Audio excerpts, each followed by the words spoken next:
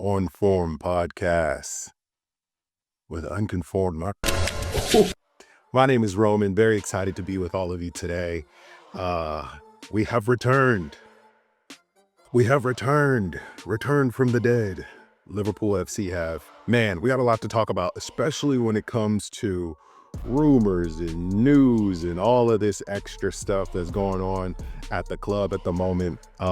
It's kind of crazy. And the only way that I feel like we go back for Zubimendi is if Hughes really wants to go back and redeem himself. But none of our other sporting directors have ever taken well to those types of moments. If a player ever shows a sign of disrespect, I guess is the word, because he's a nice guy. He seems like a nice guy. They typically are like, all right, cool, fine. We wipe our hands of that and we let him go, right? So they basically bullied him into staying. I mean, he's a grown man. He's 25 years old, about to be 26. This is your career. This is your professional life. At some point, you got to stand up for yourself, or you have to have your agent needs to stand up for you if that's not you. And you need to do what's right for your career. So, but I get it. They did. And now look at them. So, Reece said, I don't think folks fully realize how ice cold Slot is. All business in the best way. Has treaded lightly because he's still new. But in reality, he will pull no punches while saying everything with a smile. It's true. He has that Dutch bluntness, man. He has that Dutch bluntness, and he does not hold back. And I love it. I love it. I love it. And if you're not good enough, you're not good enough. He'll find another way to get used at it. I mean, look at Endo. He truly does not believe that Endo is at the level that he needs to be at to play in his side. So he just doesn't play him.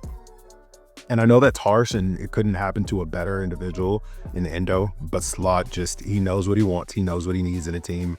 And if he doesn't think you fit that, then you just don't fit that. And that's it.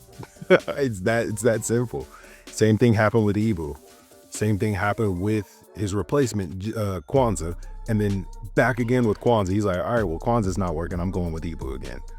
And then Ibu has been in the best form of his life ever since being brought back into the team after being dropped out of the team by Slot in the first place. So you need that. You need that competitive edge. You need that competitive spirit where you know that your place in the side isn't guaranteed week in, week out. And that was the thing that was missing with Klopp, is the competition for sides and no favoritism. You get in the side if you perform, and it's that simple. It's that straightforward with Slot. And I believe that competition will always bring the best out of a player. Always bring the best out of a player.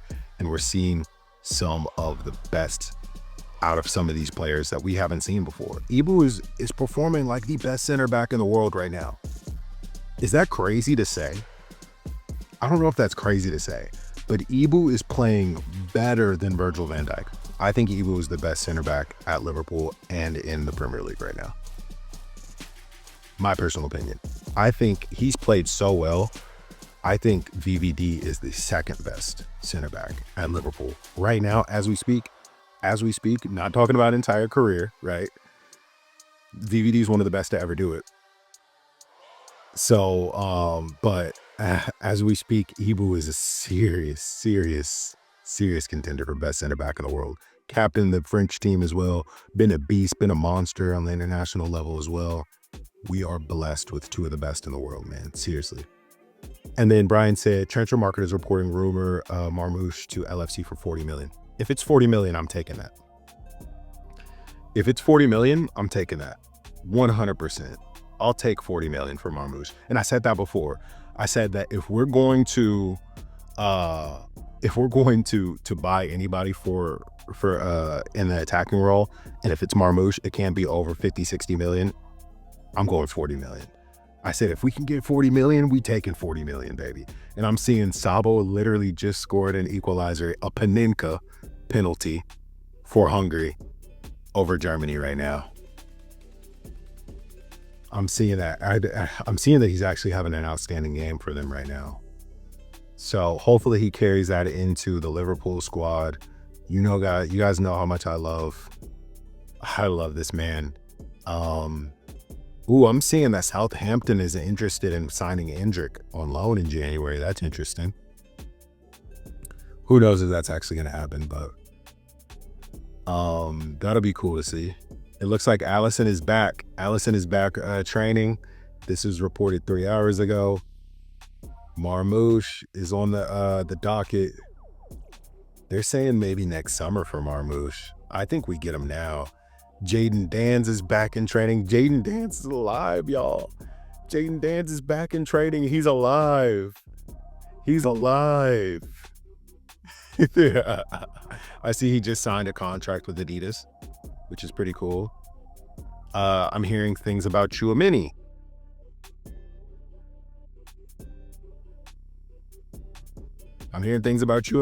Another one, another DM that is very disrespectful to us in the beginning, and now we potentially could be going back for it. Let me know what your feelings are. I agree. I like Loic Bade. I also like more Gerald Hato or Hato. Gerald Hato. I think if we sign one player, because he's a 2 birds, 1 stone kind of player, maybe a 3 birds, 1 stone kind of player. He's built in that mold of a Urian Timber, of a Quentin Timber, where you can put him left back, you can put him right back, you can play him center back. He can even play as a holding midfielder. That's how tactically versatile and technically versatile this kid is. But also great defensively and has the pace to play pretty much anywhere across the back line and even step into midfield because he's very good technically on the ball, great passing range, great passing ability. I like Gerald Hato a lot. And I think he's 17 years old, maybe 18 years old. If you don't know about this kid, look him up. Fantastic. Has already captained the Ajax side as a teenager. We'll have another captain on the team, right? So I like him a lot. If we're going for one guy and we want to save some money and we don't want to sign multiple players, I think he's the signing you go for in January, because he can deputize it as a holding midfielder if we need to. And but a very defensive holding midfielder, but does have the passing range, the ball control to play that Gravenberch role, but not as good as Gravenberch. Obviously, Gravenberch is like a large Thiago, the more that I watch him. But covers that left back position very well. He's 6 feet tall. He could still grow being a teenager. He could gain another inch or two in another 2-3 years, right? Which is a total possibility. Bags and bags of pace and great in the air and great with the ball on the ground. I think he should be priority signing number 1 if we're actually going for one. And I saw that we were linked with him as well. He's Dutch. Obviously, that Virgil van Dijk influence will be huge. The Ryan Gravenberch influence will be huge, given that they're both from the same academy, right? The Ajax academy. They're probably in his ear about a lot of those things, if there's actually any traction or weight to any of these reports. But if I'm picking, that's the one that I'm going after. I'm not doing Milos Kerkez because I think you get a lot of that ability from Hato, but you also get the center back backup for VVD as a left-sided or left-footed center back with that signing. That's my pitch. That's my pitch right there. That's my pitch. That's the one I'm going for. So you guys let me know. I don't know if you guys know about Hato. He's not super well known. I'm seeing, do you think Man City's struggle is deeper than what we've seen so far? Could Man City continue to struggle beyond these past 4 games? Yes. 100%. Could we see a decline? Yes. Every dynasty falls. Every dynasty has an up and a down. We had ours 2 seasons ago, right? 2 or 3 seasons ago, where we weren't even sure.